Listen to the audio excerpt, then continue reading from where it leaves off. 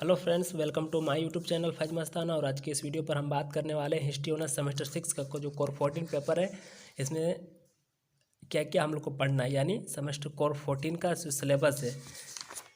तो ये मेरा कोर 14 पेपर और 13 पेपर का बुक है। इसमें हम कोर 13 पेपर का ऑलरेडी हम वीडियो बना चुके हैं कि हम लोग को क्या क्या पढ़ना है और उन पे इंपॉर्टेंट जो क्वेश्चन है जिससे इस बार एग्जाम में पूछ सकता है, वो भी विनोद बिहारी महतो यूनिवर्सिटी और विनोबा भावे यूनिवर्सिटी, ये दोनों का सिलेबस सेम है। कोलांचल, कोल्हान, ये सब भी सभी यूनिवर्सिटी का लगभग सेम है सिलेबस। तो इसमें कोर 14 पेपर में हम लोग को पढ़ना है पश्चिम एशिया का इतिहास, हिस्ट्री ऑफ वेस्टर्न कंट्री का जो हिस्ट्री है उसको पढ़ना है। और जो एज है इसका 1839 से लेकर 1945 का जो हिस्ट्री है उसको पढ़ना है।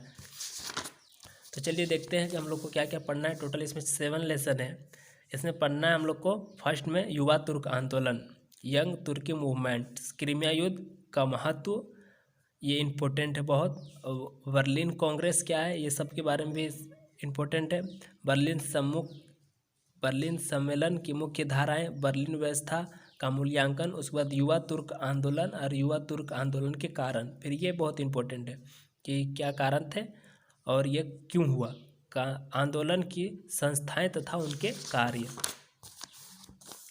युवा तुर्क क्रांति, युवा तुर्कों में सुधार योजना, युवा तुर्कों की गृह तथा विदेश नीति, क्रियावाद का प्रभाव, बाल्कन युद्ध 1912 से लेकर 1913 ईस्वी तक, द्वितीय बाल्कन युद्ध 1913 ईस्वी और बाल्कन युद्ध का प्रभाव कि ये सब क्यों हुआ, युवा तुर्क आंदोलन होने के क्या कारण थे, ये सब इम्पोर्टेंट है।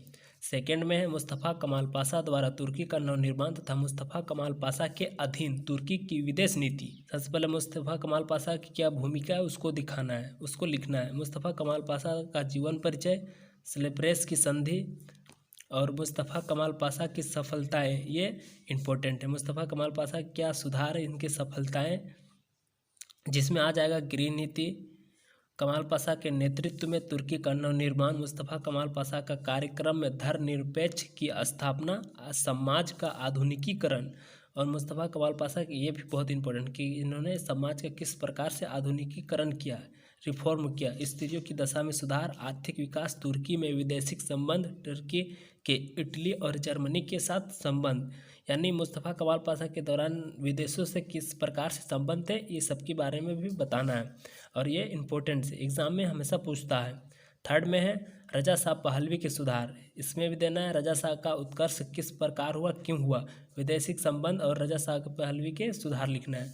फोर्थ में इराक में ब्रिटिश मैंडेट, ब्रिटिश संरक्षण का विरोध, ये इम्पोर्टेंट है कि क्यों इसका विरोध हुआ। 1920 में अलॉन्ग इराक संधि और 1913 का जो संधि है इसका क्या कारण थे, ये सब इम्पोर्टेंट है। फिफ्थ में सीरिया और लेबनान में फ्रांसीसी mandate, French mandate over Syria and Lebanon, Syria और लेबनान में फ्रांसीसी मैंडेट, ये इंपॉर्टेंट है। फ्रांसीसी संरक्षण के विरुद्ध विद्रोह क्यों हुआ, क्या कारण थे, ये भी इम्पोर्टेंट है। और 1936 में सीरिया फ्रांस समझौता, ये क्या है समझौता, इसके क्या उद्देश्य थे, ये देखना है।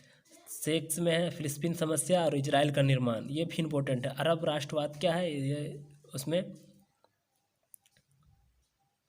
अरब देशों में स्वतंत्रता आंदोलन, मिस्र में स्वतंत्रता आंदोलन, फिलिस्तीन की समस्या, फिर ये इंपॉर्टेंट है। फिलिस्तीन समस्या क्या है, अरब इजराइल संघर्ष, ये भी इंपॉर्टेंट है। और सुएज नहर, ये भी उतना नहीं पूछता है, पर ये अरब इजराइल संघर्ष और फिलिस्तीन समस्या पूछता है। सेवेंथ में इब्न सऊद की उपलब्धियाँ, अचीवमेंट्स ऑफ इब्न सऊद, भूमिका, इस क्या भूमिका है, उसके बाद वैदेशिक नीति और इब्न सऊद की आंतरिक नीति। तो ये था सेमेस्टर 6 का कोर 14 पेपर का सिलेबस। इसमें जो भी इंपॉर्टेंट क्वेश्चन है और जो हमेशा पूछता है वो हम आप लोग को बता दिए। और नेक्स्ट वीडियो में फिर से मिलते हैं और इसका भी वीडियो हम शुरू से बना देंगे, जो जो इंपॉर्टेंट क्वेश्चन है।